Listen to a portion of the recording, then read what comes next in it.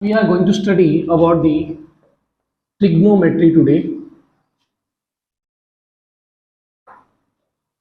हिंदी में आप इसको त्रिकोणमिति कहते हैं।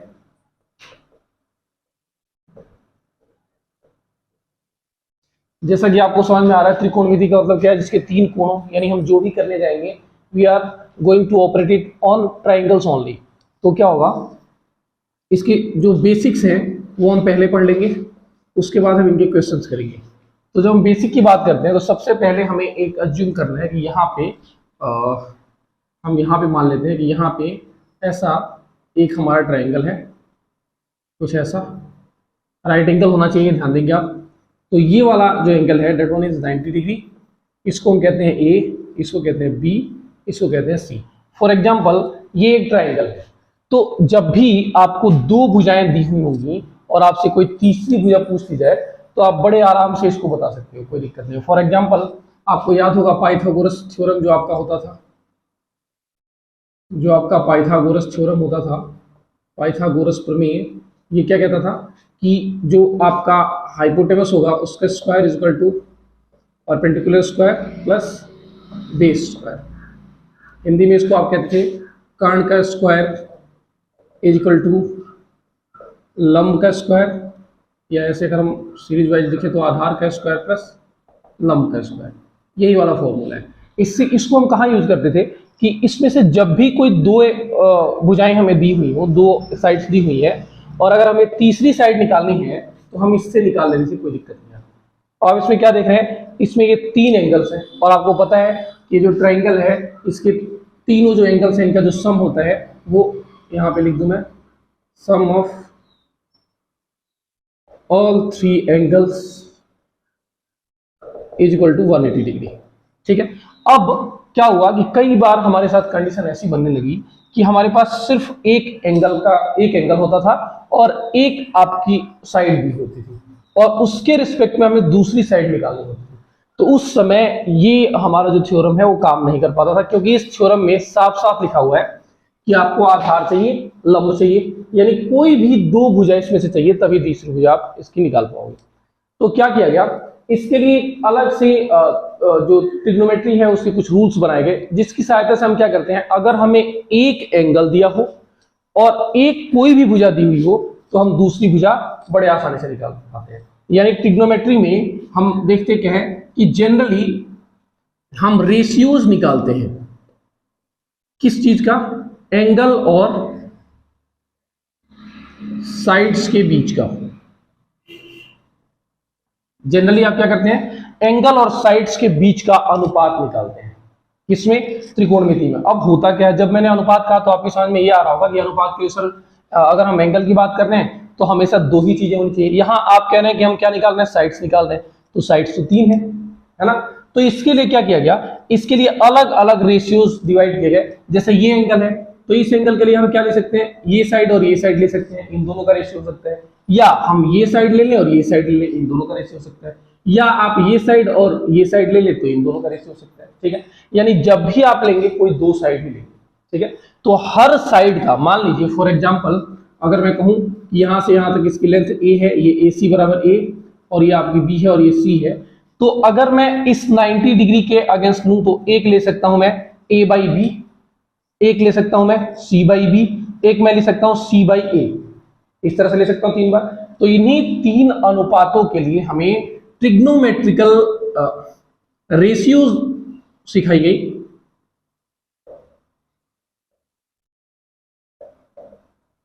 जो क्या होती है, वो होती है, जैसे पहला कहा गया साइन थीटा, दूसरा कहा गया कॉस थीटा, तीसरा कहा गया आपका टेन थीटा। आप ध्यान देना, थीटा का मतलब ये एंगल है जो हमने 90 डिग्री बना रखा है ना, ये आपका 90 डिग्री हो गया, और इसमें से कोई भी एंगल जो दिया हुआ है वो थीटा होगा। फॉर एग्जांपल मैं इस एंगल की अगर बात करूं, इस एंगल की, तो ये मेरा क्या होगा, थीटा होगा। तो साइन थीटा से मतलब ये नहीं कि साइन और थीटा का यहाँ पे मल्टीप्लीकेशन है, इसका मतलब ये है कि हम थीटा को निकाल रहे हैं और थीटा के रिस्पेक्ट में हम जो रेशियो ले रहे हैं वो साइन की ले रहे हैं। ठीक है। जब भी हम रेशियो लेंगे तो क्या लेंगे, दो भुजाएं लेंगे। तो थीटा की कौन सी दो भुजाएं ले रहे हैं आप थीटा के रिस्पेक्ट में, जिससे कि उसकी रेशियो निकली, उस पर डिपेंड करेगा कि आप साइन ले रहे हैं, कॉस ले रहे हैं कि टेन ले रहे हैं। आगे बात समझ में। अब एक फॉर्मूला आपको यहां से पहले ही याद रखना होगा, साइन थीटा इज, देखो मैं एक ही बार में याद करा देता हूँ। हिंदी वालों के लिए क्या होता है, अगर आप हिंदी में याद करना चाहते हैं इसको, तो ये क्या होता है, LAL/K और यही अगर आप CBSE के थ्रू जा रहे हैं, इंग्लिश में इसको याद करना चाहते हैं, तो L का मतलब लंब यानी परपेंडिकुलर, आधार मतलब बेस, और ये आपका परपेंडिकुलर बाई, ये आपका हाइपोटेनस, ये आपका हाइपोटेनस, और ये आपका बेस, ये हो गया। ठीक है, ये फॉर्मूला हम जनरली जब हिंदी में याद करते थे तो हमें पता होता है ये लाल बाई कक्का करके हम याद करते थे। और ये जो पहला वाला होता था साइन के लिए होता था, दूसरा कॉस के लिए, और तीसरा टेन के लिए होता था। यानी यहां से अगर मैं निकालूं साइन थीटा बराबर क्या होगा, तो साइन थीटा बराबर, साइन के लिए आपको क्या दिख रहा है, L/K। L/K का मतलब क्या हो गया, लंब बट्टा कर्ल।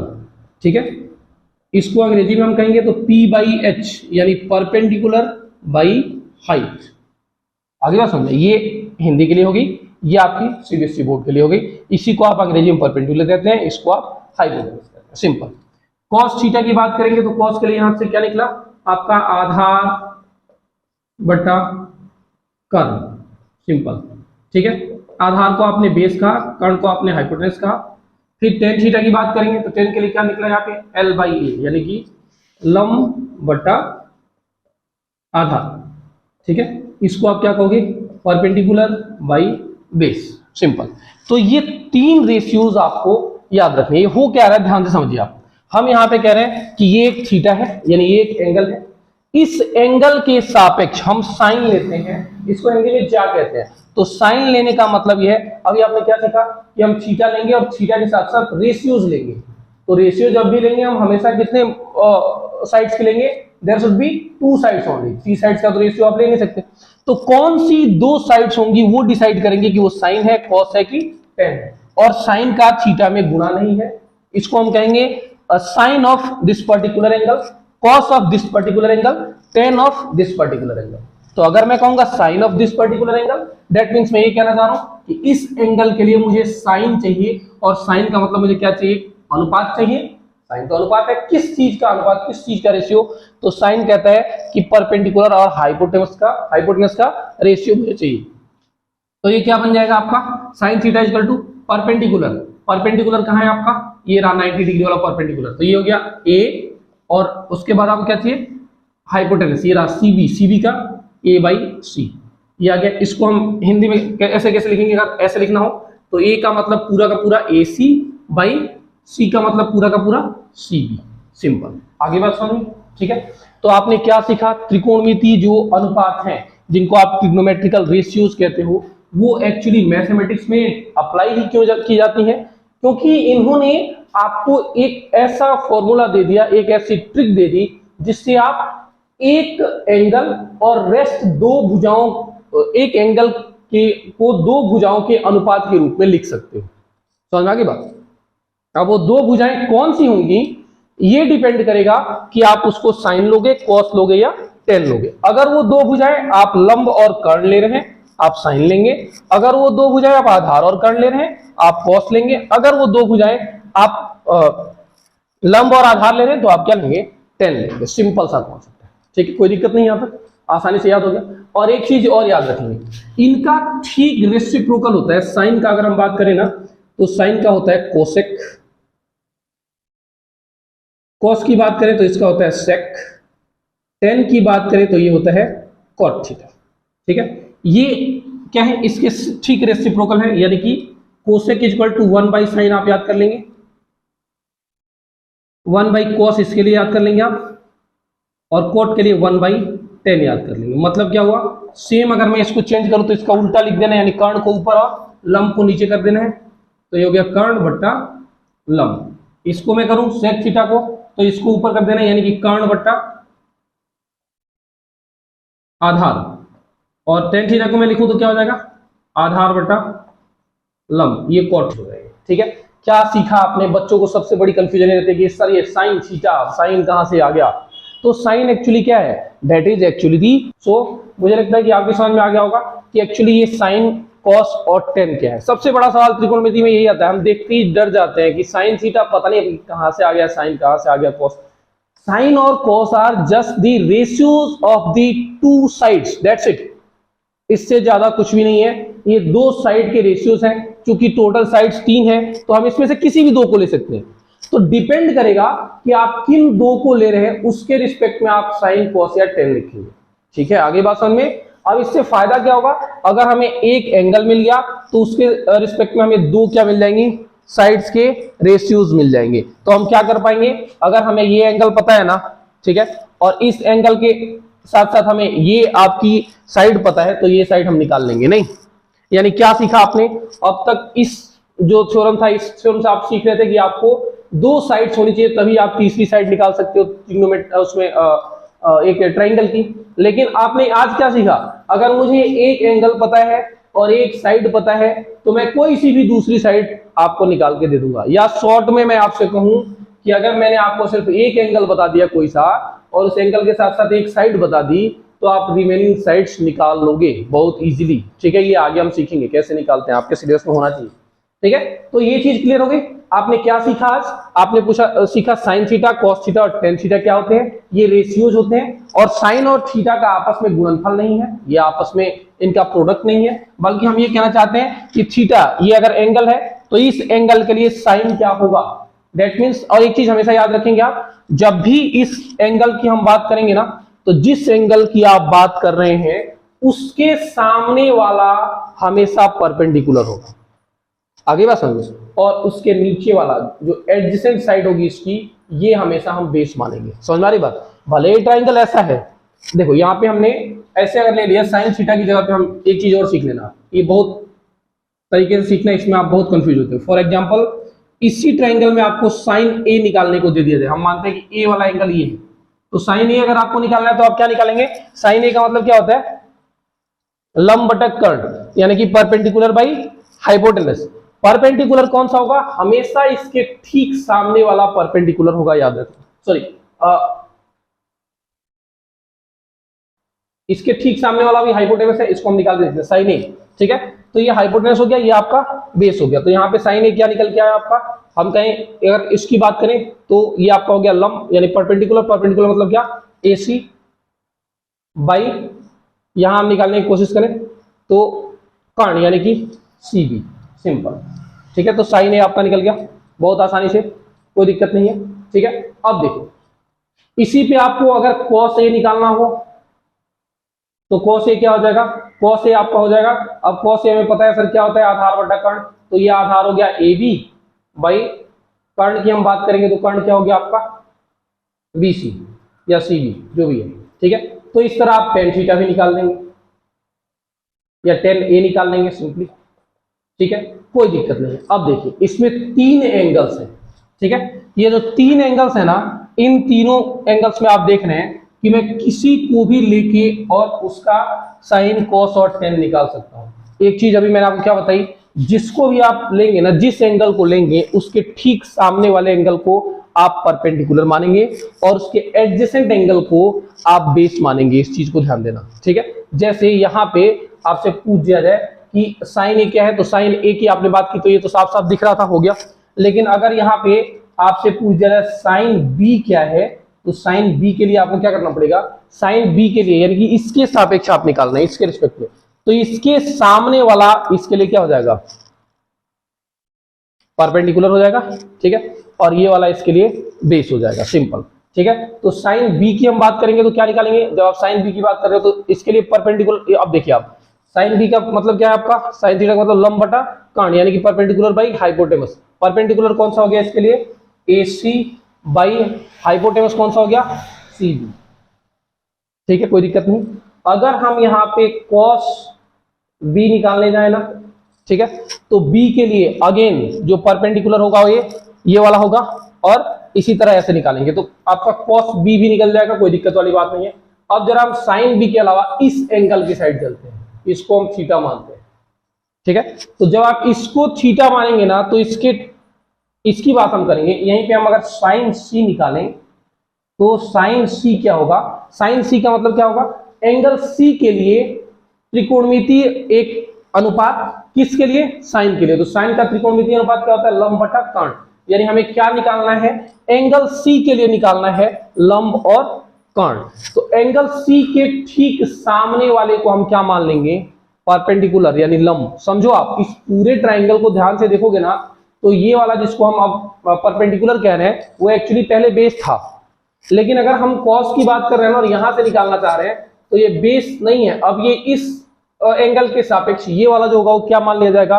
परपेंडिकुलर। और ये वाला आधार, यानी हमने इस ट्राइंगल को जो ऐसे था ना, ऐसे सीधा कर दिया। समझ में आ गई बात? यानी कि ये कुछ ऐसे बन गया, ये वाला हमारा नीचे चला गया, ठीक है, ये वाला ऊपर चला गया और ये ऐसे हो गया।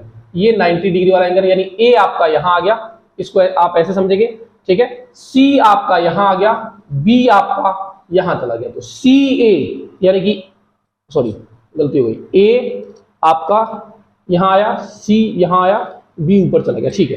तो इसके लिए परपेंडिकुलर कौन हुआ? A B. यानी इसके लिए देखो ये आपका थीटा हो गया, तो इसके लिए परपेंडिकुलर कौन सा हो गया? ए बी हो गया। आगे बात समझ में? आपको हमेशा याद रखना है जिस भी एंगल की आप बात कर रहे हैं उस एंगल के ठीक सामने वाली जो भुजा होगी वो उस एंगल के लिए परपेंडिकुलर होगी, ये याद रखेंगे आप। और इससे एडजेसेंट यानी सम्मुख भुजा जो होगी वाली, ठीक है, सॉरी सम्मुख नहीं, क्या बोलते हो आप हिंदी में उसको? एडजेसेंट को संलग्न भुजा। तो जो संलग्न भुजा होगी वो क्या होगी? आधार होगी। तो अब हम यहाँ पे क्या निकालेंगे? साइन सी निकाल रहे हैं, ध्यान देना आप, साइन सी निकाल रहे हो, यानी इस थीटा के सापेक्ष आप साइन निकालना चाह रहे हो, तो आपको क्या निकालना है? तो साइन सी के लिए आपको निकालना है, यहाँ पे ध्यान दो। अब यहाँ पे क्या हो जाएगा? साइन सी का मतलब क्या हो गया? Perpendicular by hypotenuse. तो परपेंडिकुलर सी के लिए कौन हो जाएगा? ए बी बाई, और हाइपोटेनस इसके लिए क्या होगा? ये बेस हो गया तो हाइपोटेनस तो सेम ही रहेगा, ठीक है, यानी A B by C B. अंतर समझना आप दोनों में, एक है साइन बी, एक है साइन सी।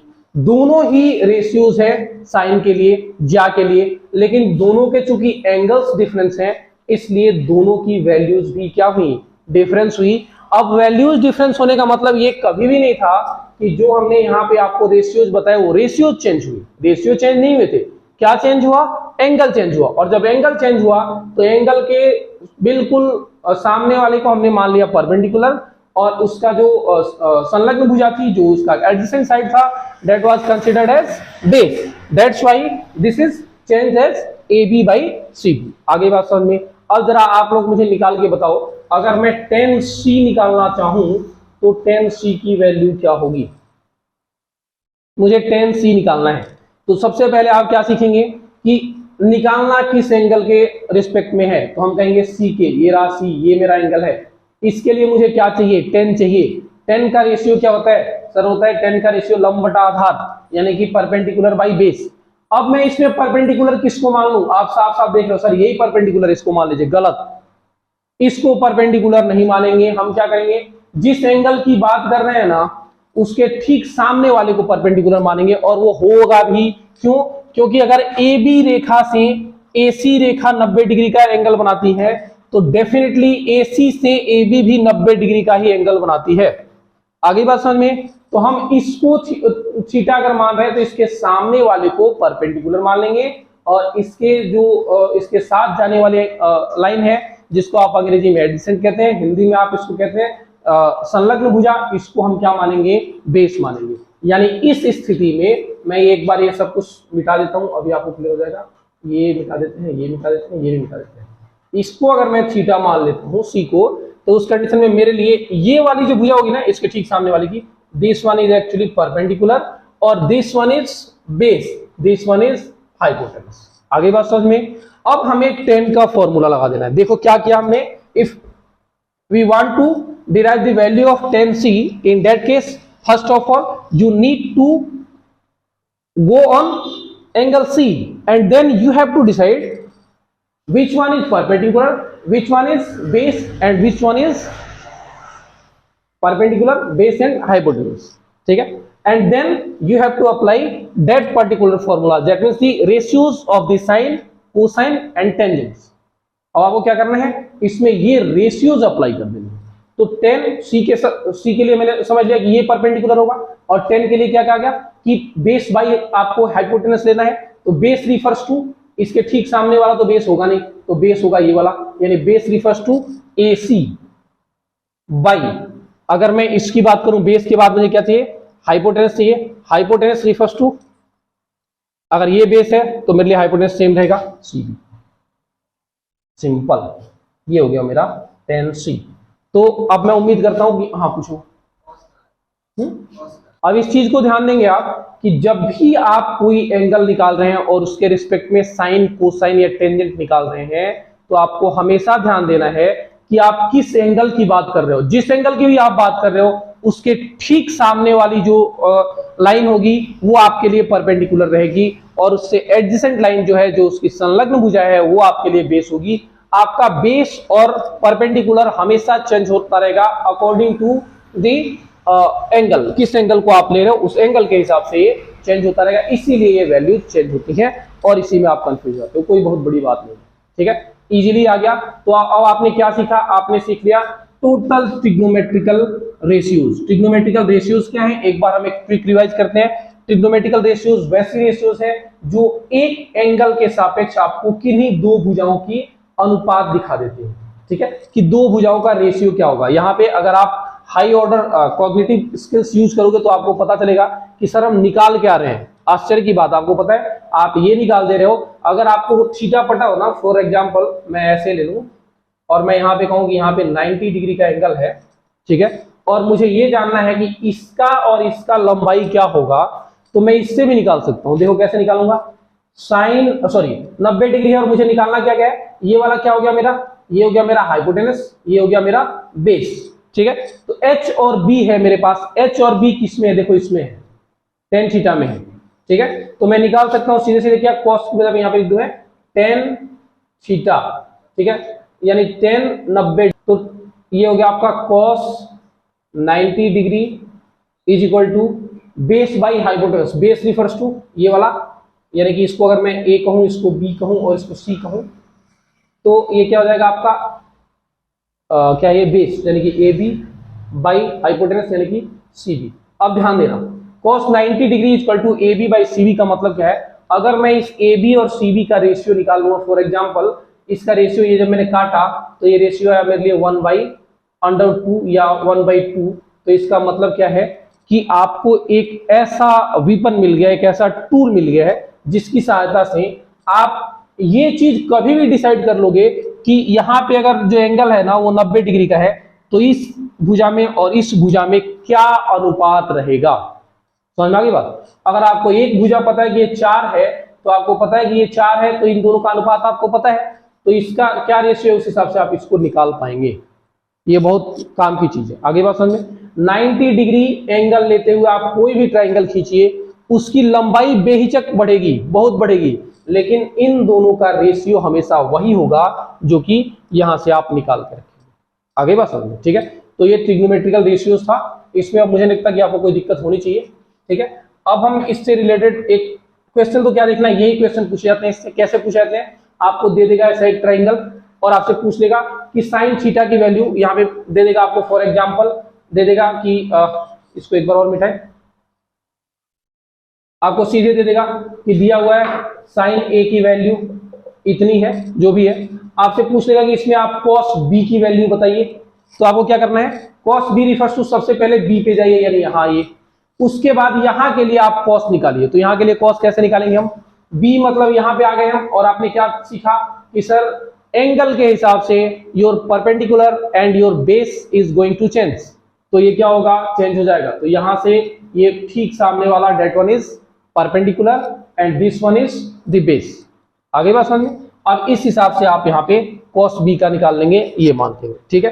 कई बार sin a बराबर दिया रहेगा और आपसे tan a पूछ लेगा, यानी कि sin a का मतलब क्या है, आपको दिया हुआ है क्या क्या, लंब और कर्ण दिया हुआ है, और फॉर एग्जाम्पल आपसे cos पूछ लिया इसने, तो cos में आपको सबसे पहले क्या चाहिए, आपको चाहिए सर आधार। अब दिक्कत हो गई, cos बराबर आधार बटा कर्ण होता है, तो कर्ण तो मुझे यहाँ दिख रहा है, आधार नहीं दिख रहा। अब इसके लिए क्या करेंगे, सिंपल सा तरीका है, ये पाइथागोरस प्रमेय किस लिए है, इसीलिए तो है कि अगर दो भुजाएं आपको पता है तो आप तीसरी भुजा इजीली निकाल सकते हो। दैट मीन्स आपको पता है कि लंब कितना है, आपको पता है कर्ण कितना है, तो अब आपको आधार निकाल देना है। इस फॉर्मूले में पुट करके आधार का स्क्वायर बराबर कर्ण का स्क्वायर माइनस लंब का स्क्वायर, इस फॉर्मूले में पुट करके आप यहाँ से आधार का स्क्वायर निकाल लेंगे और उससे वो आपका आधार निकल जाएगा, और आधार निकालने के बाद आप cos b की वैल्यू सीधे सीधे डिराइव कर लेंगे। आगे बात समझ में। इसी तरह आपसे पूछ दे tan c की वैल्यू डिराइव कीजिए, तो c मतलब हमें कहाँ जाना है, यहाँ जाना है, और यहाँ जाने के बाद ये हमारा परपेंडिकुलर बदलेगा, इसके ठीक सामने वाला ये अब परपेंडिकुलर का काम करेगा, इसके लिए ये बेस का काम करेगा, ठीक है। अब इसके हिसाब से हमें tan c निकालना है। tan c का मतलब लंब बटा आधार निकाल देना है। तो लंब जो है वो हमारा कौन सा हो जाएगा, परपेंडिकुलर AB हो जाएगा, आधार कौन सा हो जाएगा, AC हो जाएगा। तो tan c इक्वल टू क्या हो जाएगा, AB बाई AC। ऐसे करके हमें एक एक चीज निकाल लेनी है। दैट मीन्स आप इस चीज का ध्यान देंगे कि जो इस पे एग्जैक्टली दिया हुआ है वही हर बार परपेंडिकुलर या बेस नहीं होगा। परपेंडिकुलर या बेस जो है वो डिपेंड करेगा कि which angle you are selecting, आप कौन सा एंगल सेलेक्ट कर रहे हैं, उसके हिसाब से आपको बेस और जो परपेंडिकुलर है वो हमेशा चेंज करके रखना है, ठीक है। अब इसके लिए ट्रिक क्या है, जो भी एंगल आपने लिया है ठीक सामने उसके परपेंडिकुलर होगा, और उससे जो संलग्न भुजा होगी वो उसकी बेस होगी, ठीक है। चलो इसको आप नोट डाउन कर सकते हो, करना हो तो।